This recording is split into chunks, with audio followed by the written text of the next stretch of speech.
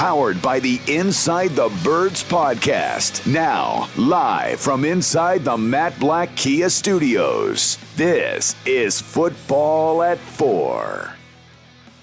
Football at 4, powered by the Inside the Birds podcast. And, of course, the new podcast dropped this morning with Adam Kaplan and this man. Geoff Mosher's in the house today. Little Eagles conversation to get you ready for a Monday edition of Football at 4 here on the Sports Bash on 97.3 ESPN. And one of the conversations on this morning's Inside the Birds podcast that the guys kind of broke down and took a look at is the state of some of the areas where what is the top position of need and how does that factor in to the draft 17 days away? Let's ask Geoff Mosher here on the Sports Bash on 97.3 ESPN. You know, what's the top position need for this team? I think that is something that could be debated and argued about, Geoff, but what did you guys come up with as the top positional need for this team still? Yeah, it was an interesting sort of discussion / debate with Adam and myself. And I think sometimes when you have a discussion like this, you're trying to make it productive. So what is the top need for the Eagles that is also combines with what is the organizational philosophy? So I said defensive tackle, and Adam was kind of surprised because I rail about how this team sort of ignores the safety position all the time. And they really, you know, both positions you can look and say, man, they're really missing somebody there. You need 3 defensive tackles in your 5-man front. They have Jordan Davis, they have Fletcher Cox, but they really don't have a starting caliber player to fill out that third role unless they do that with Milton Williams or unless they think a Williams-Contavious Street rotation is going to be enough. But, you know, we all know that the Eagles value defensive tackle way more than that and that they're more likely to really address that position. So taking safety, or you sign Terrell Edmonds, but who's the guy opposite Terrell Edmonds if they had to start? Is it going to be Justin Evans because they signed him to a 1-year deal and he's very athletic, or is it the kid Reed Blankenship? So it's a really good discussion. I went with defensive tackle because the Eagles build themselves that way. They are a front-to-back.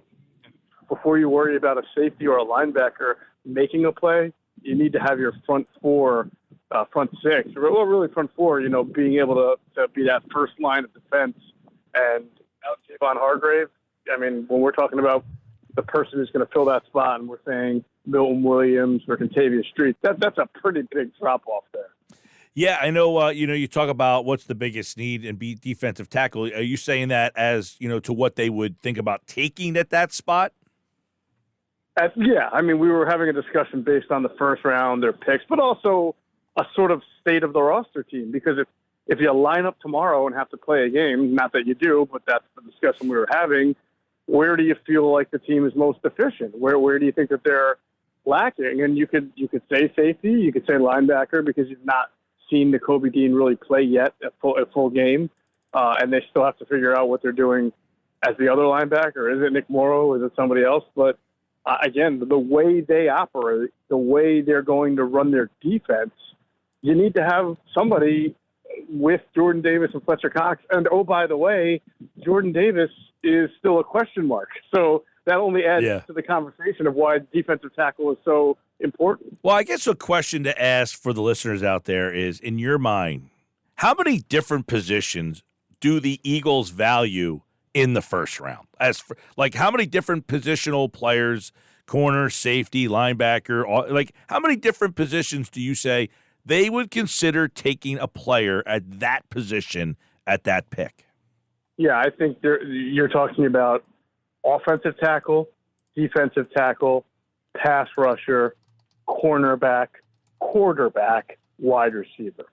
I think that's where the conversation pretty much stops, unless there is the exception to the rule, the Christian McCaffrey in 2017. You know, someone who's just, and maybe again, I've said it's not likely, and I don't see it happening. But you know, I would never rule out Bijan Robinson simply because he might be the best player on the board. You may not have an opportunity to trade down, and you might be stuck saying, all right, well, we have to do something that we don't normally do, but this is our best player. But ordinarily, those 6 first positions I named, are the ones that they value in the first round. Right. Well, so I guess the follow-up to that, you mentioned, and a lot of people have the Christian McCaffrey.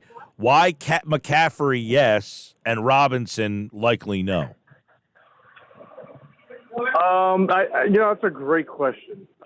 Because I don't have the benefit of knowing if they're going to take Robinson right now or not. If you do remember the year 2017 where they were picking, the strength of the draft was mostly that year. There were a couple of rushers, tackles maybe that went first. I know Corey Davis went pretty early, the wide receiver. Probably some quarterbacks that were taken.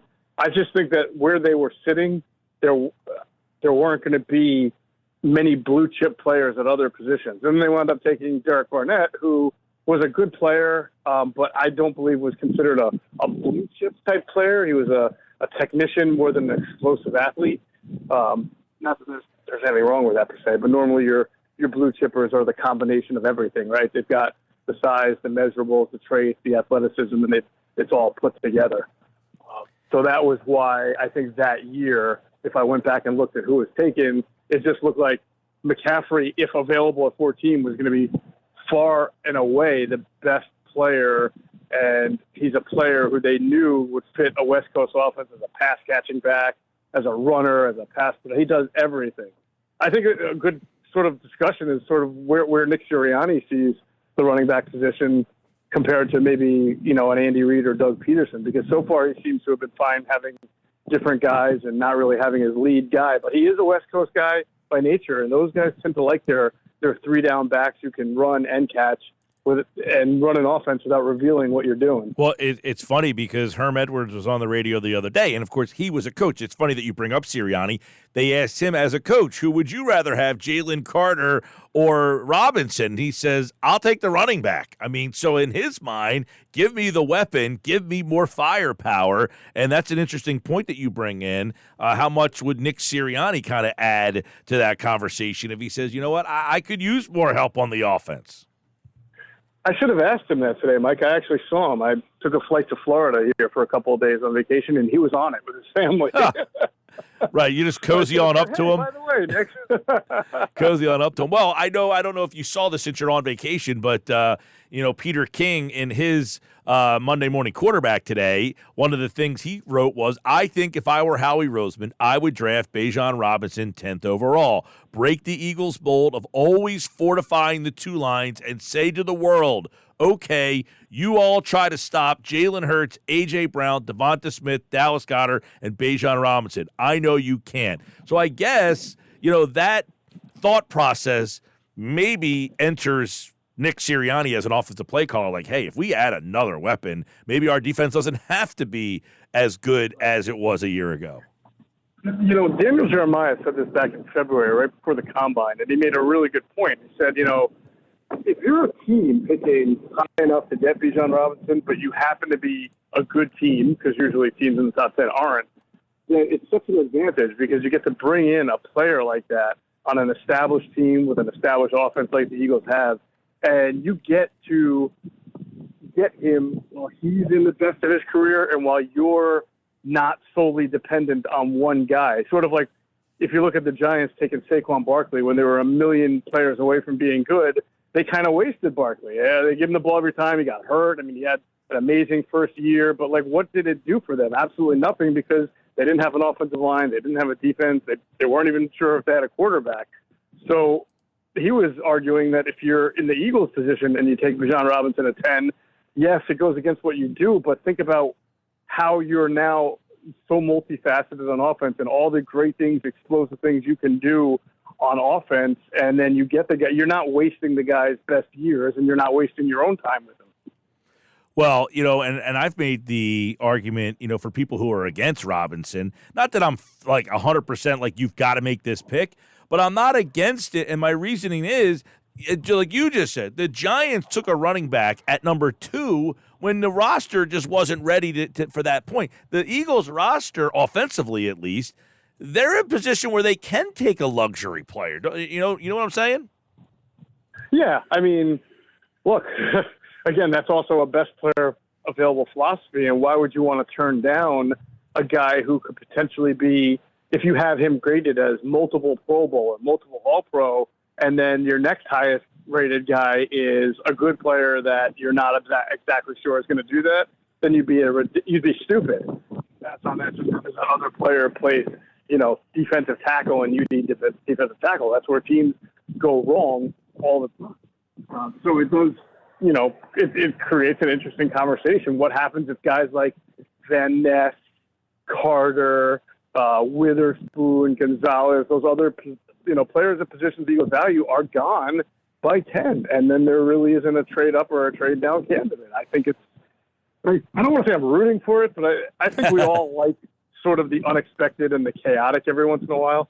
And that to me would be really interesting. Well, you're right. And the interesting part about it is because everybody just seems to think they have the Eagles figured out. They're not taking a running back. They go on the offensive defensive line, and that's who they are. But this is a team that did take a wide receiver in multiple drafts in a row. You know what I mean? And that seemed like it was something that couldn't happen. And now they've done it twice.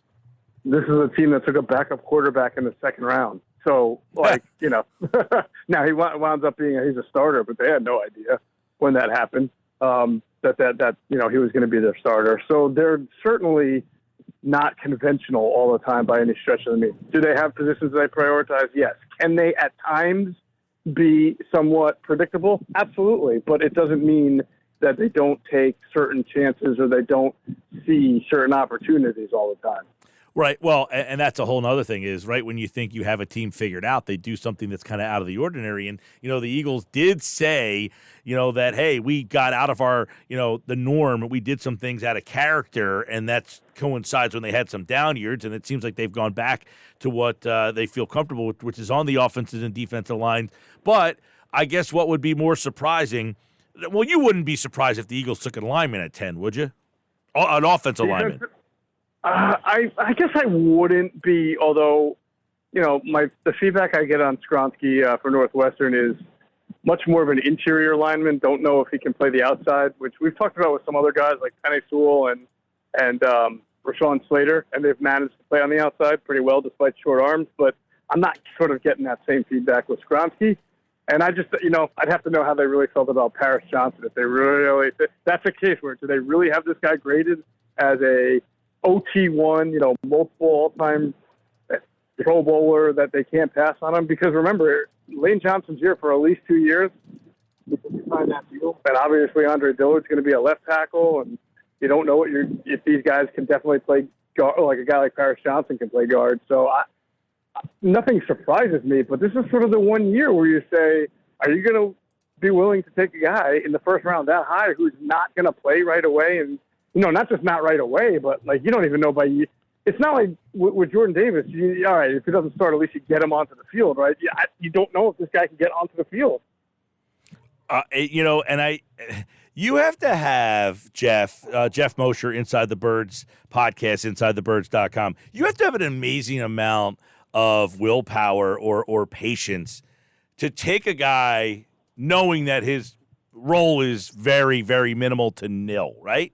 I mean, and those are the truly good organizations that have the convictions to say, we're going to take this guy regardless of whether he plays in year one or not. Correct. Especially in the first round. Now, it's not as risky in round two, and they've done that quite a bit, right? Oh, I mean, Sidney Jones, where he was hurt. Yeah, Sidney Jones. I mean, last year they took Cam Jurgens. I don't think he played. He may have played in blowouts, but he barely played, right? And when they drafted Landon Dickerson, they did have Sayamalu and Brandon Brooks at the time. Now, those guys both got hurt pretty early in the year, so he wound up playing. But and you mentioned Sidney Jones. And Jalen Hurts, they're certainly not afraid to use a second-round pick, which for some teams is still too early. You want to get a second-round pick on the field immediately. But the Eagles have shown that they're willing to be patient, and that has paid off for the most part at times, that philosophy. Yeah, we actually. But I don't know if they have that for the 10th overall. I think that's the one you got to wonder about. Yeah, I mean, well, that goes back to your other, question. Then is if at 10th overall, if they don't have the patience to do it, and then it goes back to best player available, I guess that's where that conversation comes back into the mix. How many guys? Here's the conversation, right? Because this is what me and Adam did on the podcast that came out last week on Thursday. Do your top 10. If you don't have the Falcons taking a quarterback, right, and you only have 2 or 3 quarterbacks that go in the top 8 or 9, then you've got 6 position players go, and those positions are probably going to be like Van Ness, right? It's probably going to be the offensive lineman, the pass rushers, Tyree Wilson and Van Ness, and then maybe a Witherspoon or a Gonzalez. So when you get to 10 and you're looking at the Eagles and a lot of the guys that you think that they would normally like aren't there, but the quarterback's there and maybe there's not a trade, then that to me, that sort of brings in the discussion. Okay, are you going to take Bijan Robinson here? Because all the guys you probably had highlighted are taken. Maybe there's a quarterback on the board. Who knows if someone's going to move up to you for that quarterback? And if no one does, what are you going to do? Yeah. Well, we as we discussed last week, I think it was with you, Moshe, was if the Eagles can get a quarterback on the board at number 10, that probably helps their chances of moving back. And then that is when they could say, look, if we can move back to 16, 15, 16, 17, now we can expand. And then that question becomes even bigger. Is this player clearly the best player available on our board? Right. Yeah, no, it's fascinating. Would you be shocked if he was? Would you be shocked if he was off the board before 10? Probably, only because. Well, I guess I can't say that. The Falcons to me are a big wild card. Like I don't know how they feel about Spencer Ritter. Well, they're the team that took Kyle Pitts at number 4 a couple of years ago. Yeah, and do they feel like they need a quarterback there? I don't know, because if they don't feel like they need a quarterback, then they're pretty much, they could take a pass rusher, they could take an offensive lineman, or they could take the running back. Obviously, you've seen how Arthur career of Cordarrelle Patterson, but he's 34 now, I think, maybe even older. So that train isn't going to be on the track for much longer. All right, check out the newest Inside the Birds podcast. It's out right now. You can check that out on all the Inside the Birds platforms. And, of course, tomorrow on Football at 4, Adam is here. And we'll talk more as we get close. We're 17 days away now to the draft. You're going to start to see crazy stuff popping out there. So, Arizona. By the way, what'd you think of OBJ getting $15 million? I think he must I'm shocked. I'm really, really shocked. I was going to say he must have a great agent. I said to Lamar, hey, Lamar, that's what happens when you have a good agent. Yeah. or just an agent. Yeah, exactly. Well, hey, sorry, I took some of your guaranteed money. They gave it to me because I have an agent. 17 days to the draft. We'll have plenty more coverage here on the Sports Bash and Football at 4. All right, Moshe, enjoy the sun, man. All right, thanks. All right, take care, buddy. Geoff Mosher, everybody. Sports Bash Live, 97.3 ESPN, the 97.3 ESPN free mobile app.